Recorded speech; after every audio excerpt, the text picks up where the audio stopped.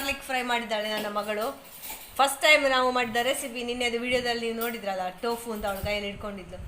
So ಅದು ಇದನ್ನೇ ಮಾಡಿದ್ದು ನಾವು. ಹೇಗೆ ಉಂಟು ಅಂತ ಗೊತ್ತಿಲ್ಲ, ನೀವು ಟೇಸ್ಟ್ ಎಲ್ಲ ನೋಡಿ ಆಗಬೇಕಷ್ಟೇ. ಮಾಡೋದು ತೋರಿಸ್ಲಿಲ್ಲ, ಯಾಕೆಂದರೆ ಅದು ಹೇಗೆ ಮಾಡೋದು ಅಂತ ಸಹ ಗೊತ್ತಿರಲಿಲ್ಲ. ಹಾಗೆ ಇನ್ನೊಮ್ಮೆ ನಾನು ಮಾಡಿದ್ದು.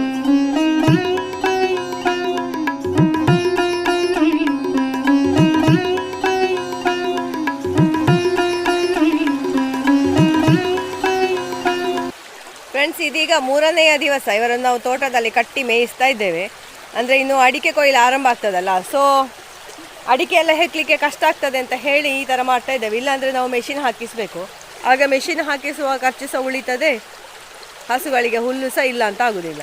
Hi friends, good morning. ಎಲ್ಲರಿಗೂ ನನ್ನ ಪ್ರೀತಿಯ ನಮಸ್ತೆ. ನಾನು Ashwini, welcome to Ashwini vlogs. ಇವತ್ತು ಬೆಳಿಗ್ಗೆ ನಮಗೆ ಹಸುಗಳನ್ನು ಕಟ್ಟುವ ಕೆಲಸ, ಹಾಗೆ ಇಲ್ಲಿದ್ದೇನೆ. ಮತ್ತು ಇವತ್ತು ಗೋಪೂಜೆ ಎಲ್ಲ ಮಾಡಲಿಕ್ಕೆ ಉಂಟು, ಹಾಗೆ ಇವರನ್ನೆಲ್ಲ ಸ್ನಾನ ಮಾಡಿಸುವ ಕಾರ್ಯಕ್ರಮ ಎಲ್ಲ ಉಂಟು. ಸೊ ಇವತ್ತಿನ ವಿಡಿಯೋ ಕೊನೆಯ ತನಕ ನೋಡಿ ಆಯಿತಾ, ಮಿಸ್ ಮಾಡದೆ. ಓಳೆ ಬರ್ಪುಣ ಓಳೆ ಸುಖಂದು ಸರಿ ಸಾದಿ ಗೊತ್ತಿದ್ಯಾಳೆ ಬರಿಯರೆ.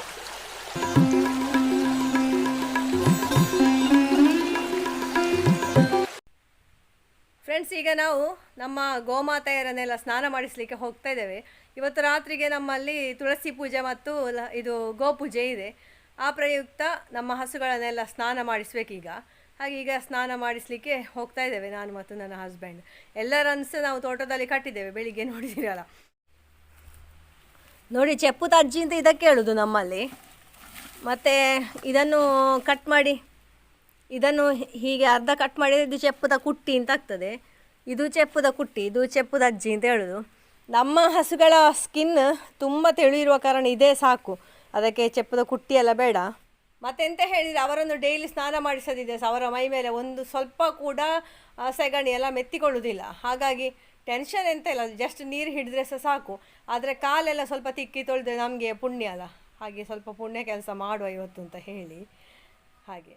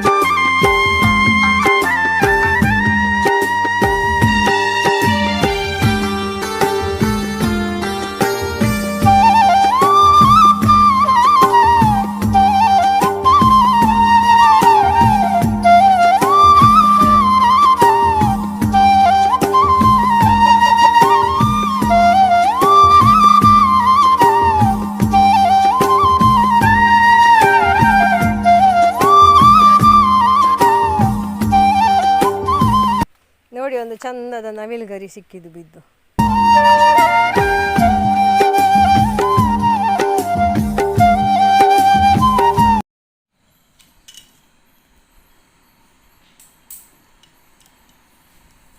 ಫ್ರೆಂಡ್ಸ್, ಇವತ್ತು ಈವ್ನಿಂಗ್ ಸ್ನ್ಯಾಕ್ಸ್ ಆಗಿ ನಾವು ಸೋಯಾ ಚಂಕ್ಸ್ ಮಂಚೂರಿ ಮಾಡಿದ್ದೇವೆ ನೋಡಿ. ಸ್ಮಾರ್ಟಿಂದ ತಗೊಂಡದ್ದು ನಾವು ಮೊನ್ನೆ ಪರ್ಚೇಸ್ ಮಾಡಿದ್ದು.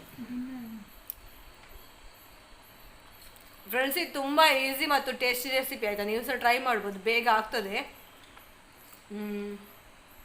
ಈ ರೆಸಿಪಿ ನನಗೆ ನಿಮ್ಮೊಟ್ಟಿಗೆ ಶೇರ್ ಮಾಡ್ಕೊಳ್ಳಿಕ್ಕೆ ಆಗಲಿಲ್ಲ, ಅಂದರೆ ಇವತ್ತು ದೀಪಾವಳಿ ಅಲ್ವಾ, ಕೆಲಸ ತುಂಬ ಇದ್ದ ಕಾರಣ ವಿಡಿಯೋ ಎಲ್ಲ ಮಾಡಲಿಕ್ಕೆ ಆಗಲಿಲ್ಲ ರೆಸಿಪಿದು. ಇನ್ನೊಂದು ಸತಿ ನಾನು ಫ್ರೀಯಾಗಿ ಮಾಡಿ ಕೊಡ್ತೇನೆ ನಿಮಗೆ, ಶ್ಯೂರ್ ಆಯಿತಾ.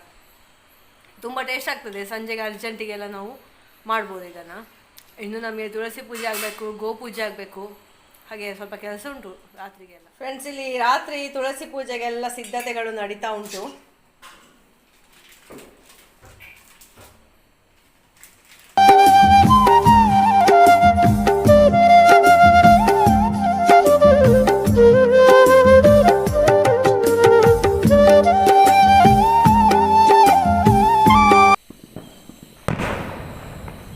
ನಮ್ಮ ಬಂಟಿಗೆ ಎಲ್ಲ ಕಡೆ ಪಟಾಕಿ ಬಿಡೋ ಹೆದರಿಕೆ ಆಗ್ತಾ ಉಂಟು. ಬಂಟಿ,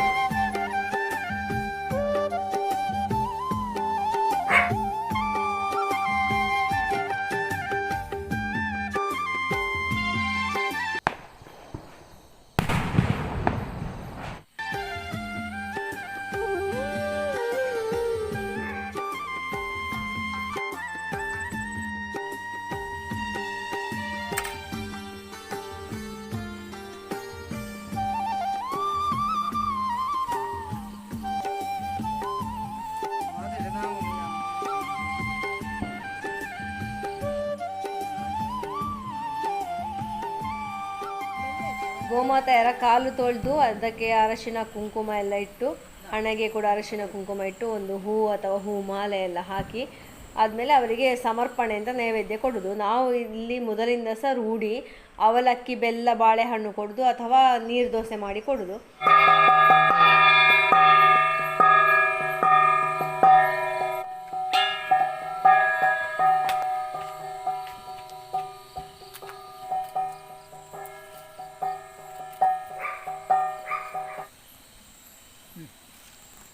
ಈ ರೀತಿಯಾಗಿ ದೀಪಾವಳಿಯ 2ನೆಯ ದಿವಸ ತುಳಸಿ ಪೂಜೆ, ಗೋಪೂಜೆ ಎಲ್ಲ ಮಾಡಿ ನಾವು ಮತ್ತು ತೋಟದಲ್ಲಿ ಕೂಡ ಒಂದು ಹಣತೆಯನ್ನು ಉರಿಸಿ ಬರ್ತೇವೆ.